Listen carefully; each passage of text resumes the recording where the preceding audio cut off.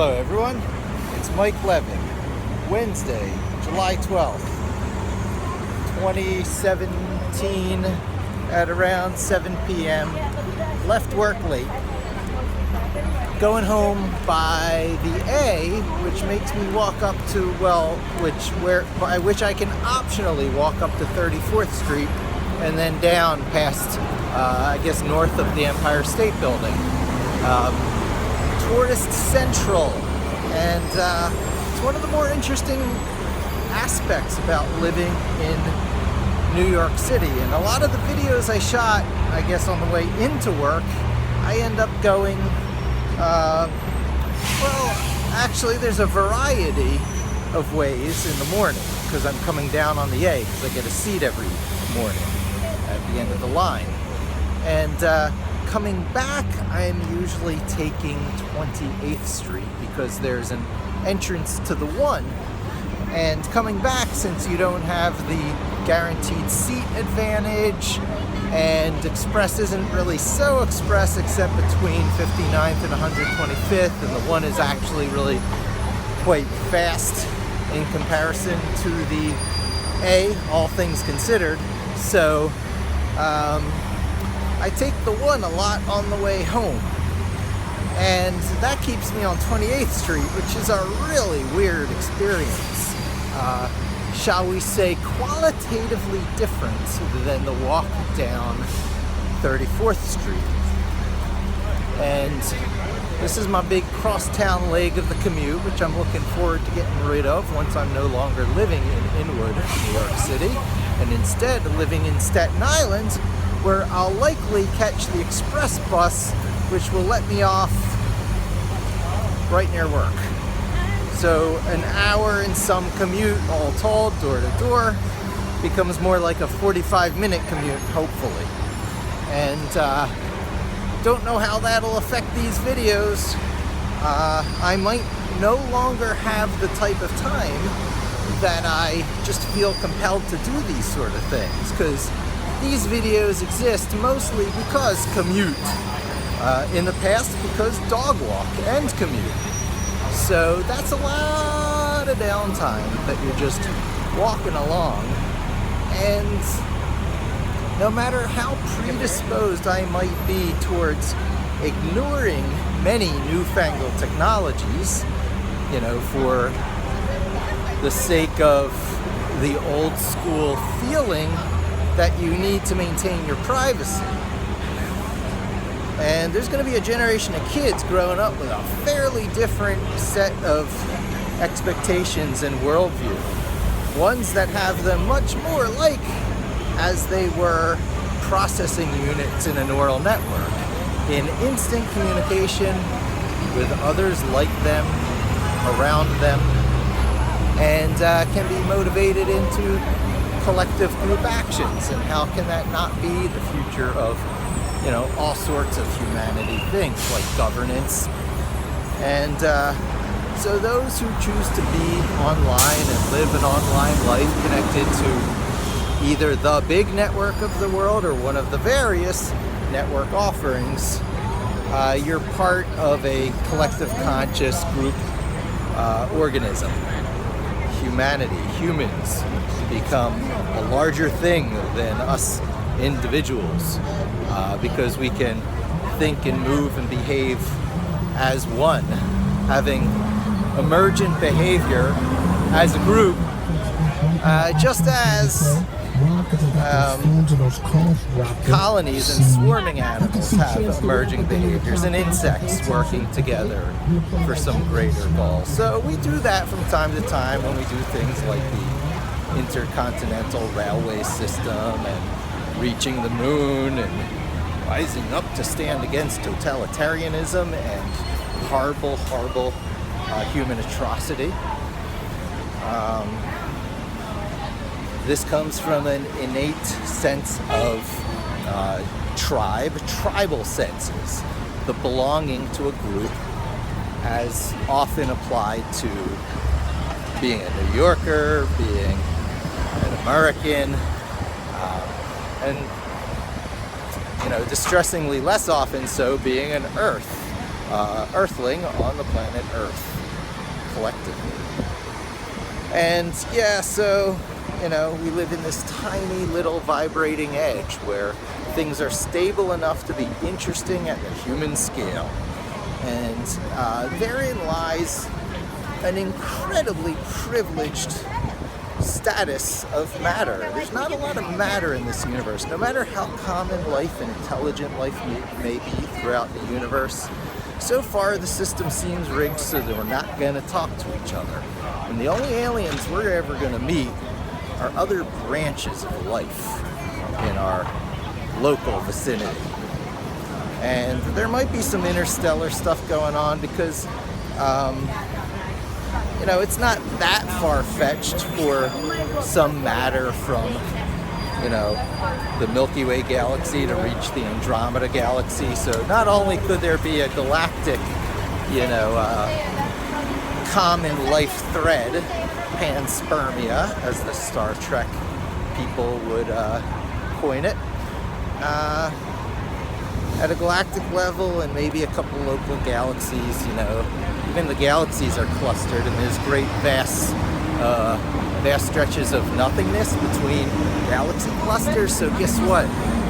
Even if things can be transgalactic, there is another order of magnitude challenge to get outside your local cluster. So things are kind of isolated from each other, far away, far enough away that entire civilizations will rise and fall before any two civilizations will find their way to each other.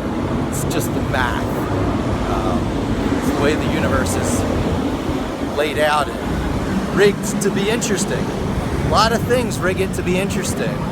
Helium and everything about hydrogen and its journey to become helium, and how it could be a very boring heat death story and dissipating radiation were it not for supernovas and the unusual clumping together of about 100 naturally occurring distinct different elements that follow some sort of pattern in their behavior, so that you can line up these columns on the periodic table of the elements where things with a different atomic weights can have properties in common because of the number of openings in their valence shell for participating electrons. So you start to understand that the systems, while interesting and permeated by patterns, are not precise and perfect, or you wouldn't have the rare earth metals there in the middle crossing all these things that should have these distinct properties but don't, because of how the electrons happen to behave a little bit differently when it comes to this valence outer shell of probability cloud. And reality is really strange, and our human perspective on it has got to be a big part of what we're about. Carl Sagan said it, matter experiencing itself. And we are amongst probably the most privileged of all matter in the universe. They talk about our normal matter, the 10% that we can see about the universe, as being the froth or foam on an ocean of darkness. So, we're that frothy little edge to a wave or something, with perhaps time playing in with the movement of the wave. And we're experiencing moments, moment by moment, with a lot of relativism in it. Relativity is a big deal. Things only have velocities and directions and motions relative to each other, but things that change over time, that have things like, momentum, are a more complex story because, things I don't even understand. It has to do with quantization, gradation. What's the smallest resolution of the universe? When will we be able to hack our own existence, because we'll understand it down to a sufficiently small level that we will have godlike capabilities? I read a Reddit thread that really put down a lot of pop culture sci-fi writers, whom I love, ones like Arthur C. Clarke and Asimov as, you know, pulpy fiction, cheap publishers, cheap paper, trying to appeal to the masses, versus these other sci-fi writers that was like highfalutin, like you had to be, you know, like high-class sci-fi fans to really know what good literature and sci-fi is. And, you know, I find the elitist attitudes always entertaining. Anyone can achieve anything, for the most part. We're very similar common genetic material. So how you know, choose your path and your course through life, greatly determined by pure circumstance and chance. You know, where in society, at what socioeconomic level, you know, with what genetic combinations between your mother and fathers to create, you know, new potential behaviors that the, you know, universe, much less the world, has ever seen. A level of distinct, unique newness that it is actually potentially interesting. Each and every one of us, or nearly 8 billion of us, that share this surface of this clump of matter.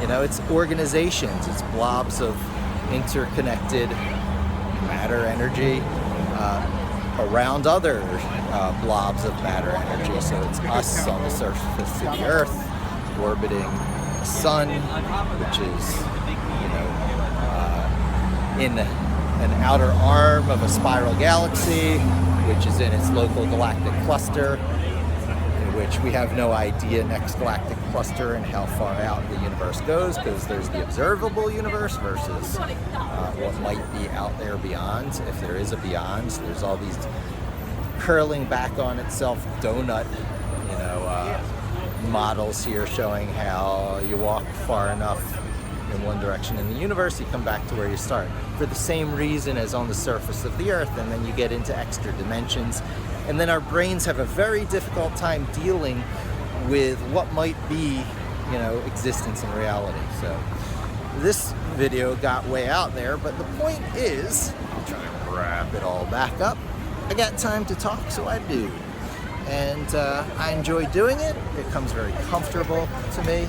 And I'm going to be relying on tomorrow's machine learning, AIs, whatever, to cull all my video off of YouTube and to put it together into an auto, providing whatever value, whatever people might be looking for out of digging through the archives of the past. Who knows if this will be the true public archive, right? Is this going to be some free and open source digital history, as per the people who say the internet has perfect memory, which it doesn't? Or is this going to be part of the corporate owns, never actually out there, again, except through the tenants of Google, who might make you pay for YouTube one day? People might get so dependent on it that they take that first step, that second step. Maybe that's what YouTube Red is about. And their algorithms are changing, and the types of videos I do are going to play right into it. Talk about an SEO experiment, right? I always have some irons in the fire. This particular bet is that I can do some audience building, right? Because what is SEO apart from building audience through merit, right? Your content is the best content, the highest quality stuff, by the product of you being the most knowledgeable and the best content producer and the best communicator on that subject matter in your industry. So people are going to come to you, and they're going to come to you again, and there's an addressing system. Today it's DNS and the IPv4 and IPv6 system of addressing, so that you can connect your marketing stuff, your memorable words, your registered domains, with wherever you happen to be, you know, checking your mail. And a typical person who wants to be effective in this industry has once again, as in the days of the ye old webmaster, got to be a jack of all trades. So if you wait long enough, what was once valuable becomes valuable again. I'm here as a jack of all trades, but in my mind, I hope to I hope to make true about myself at a next level of capability that comes hand in hand with mastering such tools as Python, Jupyter Notebook, many various libraries and packages, often under Anaconda, such as pandas. So you can do all the SQL, all the NoSQL, all the querying, all the machine learning, pattern recognition, predictive, regression, parallel processing, random tree walking, stuff that you want to. You have a firm enough grip about what all these things are. You know where things are today and where you can plant your flag to be pretty well assured good salary, good job market for the rest of your career. But then you stay tuned into the wacky stuff that is going to change everything and make you obsolete, even though you'll still be marketable, because the old school stuff, when things get self-aware, self-improving, are still going to be built on the old school stuff just as surely as we are built layer upon much simpler animals during the course of evolution, our inner fish, all that stuff. So, stay tuned. I'm going to be exploring a lot of subject matter and a lot of topics, and I'm going to do it bravely as a YouTuber in New York City who is also a recently divorced single geek dad who loves his daughter dearly and wants to make sure her every weekend experience is magical, and who is bound by certain realities of life, a comfort level at a certain, earning level. So there's pressures on me to do well here in the big city, here in the Big Apple. I need to help define and pioneer what SEO is. As one of the dark horses of the industry, I always do. I was there shouting long tails. Chris Anderson was publishing his book, and I was putting out the Hittail application in 2006, which is still going strong today and will still help you reliably and incrementally grow the organic search traffic going to your site in a iterative rinse and repeat process, because there's always something that's almost working for you. Striking distance stuff. If things happen through serendipity, circumstance, just the good fortune of how you put some content together, and you can recognize the clue, zero in on it, and create something new inspired by that seed or that kernel, then you're going to bring that much more search traffic into you through Google of people looking for that particular topic because they were trying to tell you they wanted to know more about it, as if Google itself were a suggestion box submitting writing suggestions to you as the site publisher, if only you know how to listen to and hear them. And that's Hittail. And even though things have changed dramatically in SEO, it was relatively small tweaks to keep that working. Because if something was almost working for you and it's less prescriptive, less predictive, then you look for correlations that will make it more predictive, and you reduce the weighting of the old, you increase the weighting of the new, and you just keep the process repeating. And you're always zeroing in on what's working best. It's pretty reliable. And, modern versions of Hittail that are artificial intelligence, machine learning, writing suggestion tools, very, very, very plausible. So I got to get busy on them. And I'm going to do it little by little. I'm just not that fast. So, and my work doesn't always bring me precisely down these paths, but it must. It must, with what my job responsibilities are, where I work. I have confidence that if I lay out a plan saying, here is what we've got to be doing, people will want to do it. I think I've earned some respect. People know that I'm more than just one of these, script kiddie marketing hacks who knows a little PHP and can modify WordPress plugins. I mean, yay for that. That's a pretty cool world to be in. But there's also something to be said by your Python, Kung Fu, data sciencey, answer provider. Near mind reading. Just predict a little bit ahead based on directional stuff going on and what was behind. And sounds pretty modest in what I'm looking for. I'm going to find it in one of these things. I don't know, TensorFlow or maybe Watson. But I'm sure going to be playing with it and figuring it out and creating projects that parallel maybe what I'm doing at the office, because I have to create a split between proprietary, none of your business, and stuff I'm doing to help educate my daughter in tech, to help her be positioned just right in the brave new world we're going into. So anyway, I gotta stop somewhere. This might as well be it. Thanks for joining me. Hope to talk to you again soon, and don't forget to subscribe.